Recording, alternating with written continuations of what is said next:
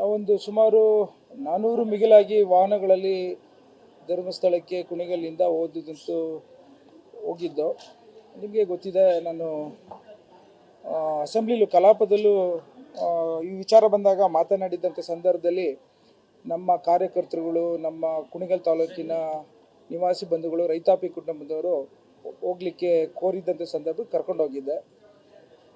ನಾನು ಒಂದು ಮಾತನ್ನು ಹೇಳಲಿಕ್ಕೆ ಇಚ್ಛಪಡ್ತೇನೆ. BJPಯವರು ಪ್ರತಿ ಬಾರಿ ಎಲ್ಲದಕ್ಕೂ ಧರ್ಮ, ಹಿಂದೂ ಎಲ್ಲ ನಮ್ಮ ಆಸ್ತಿ ಅಂತ ಹೇಳ್ತಿರ್ತಾರೆ. ಸೊ ಹಾಗಾಗಿ ಅದು ಅವ್ರಿಗೆ ಮಿಗಿಲಾದಂಥದ್ದು ಕೆಲಸಗಳನ್ನು ಕಾಂಗ್ರೆಸ್ ಪಕ್ಷ ಮಾಡ್ತಾ ಇದೆ. ಕಾಂಗ್ರೆಸ್ಸಿನ ಶಾಸಕರಾಗಲಿ, ರಾಜಕಾರಣಿಗಳಾಗಲಿ, ಸಮಾಜ ಸೇವಕರಾಗಲಿ ಭಾಳಷ್ಟು ಜನ ಹಿಂದೂ ಧರ್ಮವನ್ನು ಭಕ್ತಾದಿಗಳಿದ್ದಾರೆ. ಮತ್ತು ಇವತ್ತು ಧರ್ಮಸ್ಥಳಕ್ಕೆ ಭಾಳಷ್ಟು ಜನ ನಮ್ಮ ಕುಣಿಗಲ್ ತಾಲೂಕಲ್ಲಿ ಹೆಚ್ಚಿನದಾಗಿ ಮನೆಗೊಬ್ಬರು ಮನೆ ದೇವರು ಅದು. ಆ ಕಾರಣಕ್ಕೋಸ್ಕರ ಅಂಥ ಸಂದರ್ಭದಲ್ಲಿ ನಾವು ಸಹ ಹೋಗಿ ಮಂಜುನಾಥನ ದರ್ಶನವನ್ನು ಪಡ್ಕೊಂಡು ಧರ್ಮಾಧಿಕಾರಿಗಳನ್ನು ಮಾತಾಡಿಸ್ಕೊಂಡು ಬಂದಿದ್ದಂಥದ್ದು.